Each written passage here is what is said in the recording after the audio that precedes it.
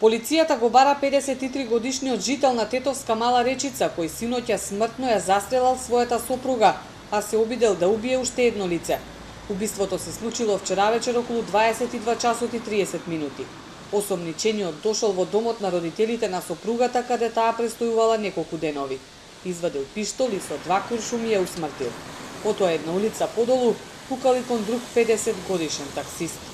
Осомничениот со пиштол исто така пукал и кон возило Голф со тетовски регистарски ознаки, во кое се наоѓал неговиот 50 годишен сопственик, но не го повредил, пошто со своето возило го напуштил местото. Јавен обвинител и екипа од секторот за внатрешни работи Тетово извршиле комплетен увид, пронајдени и подигнати на двете места на пукањето се по 2 празни чаури, како и 2 проектили калибар 7,62 мм и други траги кои се фотодокументирани и ќе се вештачат. Неофицијално причина за убиството е сомнеж за неверство на сопругата, најверојатно со таксистот кон кого е пукано.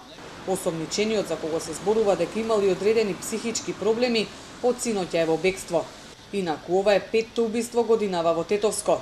3 од нив се целосно расчистени.